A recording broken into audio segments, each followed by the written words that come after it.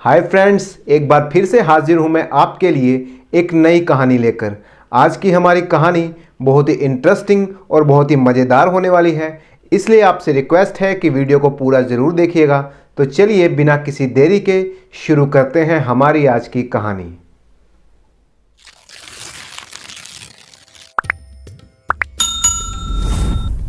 उटपुर गांव के रहने वाले सोहनलाल पंडित जी के पास एक मोटी ताजी दुधारू गाय थी।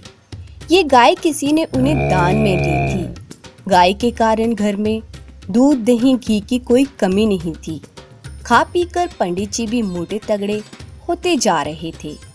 एक शाम की बात है, पंडित जी जैसे ही दूध दूहने के लिए गौशाला पहुंचे तो देखा गाय वहां से गायब है। खूंटा भी उखड़ा हुआ था। पंडित जी की जान सूख गई। उन्होंने सोचा हो न हो गाय कहीं निकल भागी है। गाय क्योंकि उन्हें बहुत प्रिय थी, सो वो फौरन ढूंढने निकल पड़े। थोड़ी दूर पर पंडित जी को एक गाय चरती हुई दिखाई दी। वे खुश हो गए, लेकिन सांझ के झुरमुट में ये नहीं जान पाए कि जिसे वे अपनी गाय समझ बैठे हैं वह पड़ोस का मरखाना सांड है। उन्होंने लपक कर ज्यों ही रस्सी थामी कि सांड भड़क उठा। जब तक सारी बात समझ में आती देर हो चुकी थी।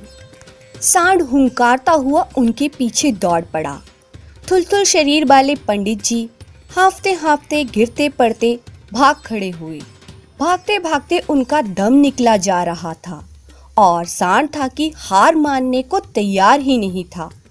आखिरकार एक गड्ढा देखकर पंडित जी उसमें धप से कूद गए। सांड फिर भी न माना। पीछे पीछे वह भी गड्ढे में उतर पड़ा। पंडित जी फिर भागे। अब की बार उन्हें भूसे का एक ढेर दिखा। पंडित जी उस पर कूद गए और दम साध कर पड़े रहे।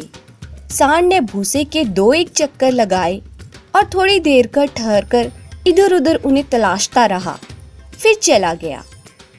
भूसे के ढेर से पंडित जी जब वापस आए तो उनका रूप बदल चुका था। पूरे शरीर पर भूसा चिपक गया था। वो किसी दूसरे ग्रह के जीव नजर आ रहे थे। तभी उधर से गुजरते हुए एक आदमी की नजर उन पर पड़ी। वह डरकर चीख उठा।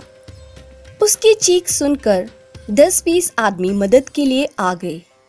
अब आगे आगे पंडित जी और पीछे पीछे सारे लोग। वे चीखते रहे, भाइयों मैं हूँ पंडित जी, पर लोगों ने एक न सुनी। आखिरकार बचने का एकमात्र उपाय देखकर पंडित जी एक तालाब में कूद पड़े। तन से भूसा उतरा तो लोग हैरान रह गए। जब सारे लोगों को उनकी राम कहानी मालूम हुई तो सारे वापस अपने घरों को लौट गए। पंडित जी गाय की खोज में हांफते हांफते आगे बढ़े। गांव के बाहर आम के बाग थे। गाय चरती हुई अक्सर उधर चली जाती थी।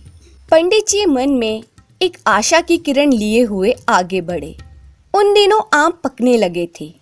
रखवाले बागों में झोंपड़ी बनाकर रखवाली करते थे।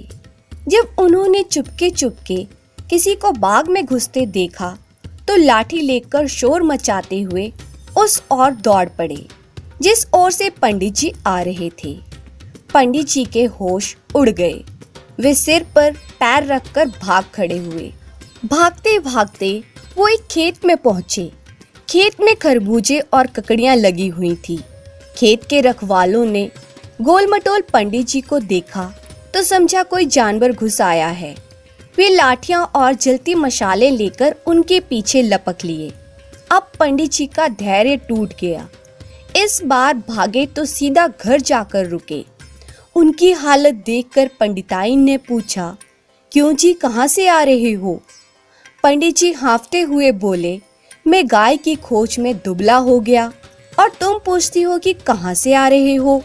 पंडिताइन बोली, गाय की खोज? गाय तो घर के पीछे बंधी है। गौशाला का खूंटा उखड़ गया था, इसलिए मैंने गाय को घर के पीछे ले जाकर बांध दिया था। पंडिताइन की बात सुनकर पंडित जी ने सिर पीट लिया और इस तरह से सिर पीटते हुए पंडित जी को देखकर पंडिताइन ने कहा, चलो कोई बात नहीं, जान बची तो लाखों पाए। लौट के पंडित जी घर को आए। And thank you for watching.